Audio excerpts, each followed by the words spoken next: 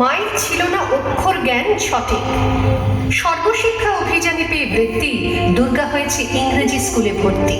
সাঁওতালি গান, ইংরেজি ভাষা মা হাতে, কম্পিউটারে শিখেছে ইমেল পাঠাতে। অঙ্কের স্যার ভুল হলে যোগ বিয়োগে গায়ে হাত দেয় পড়া শেখানোর সুযোগে।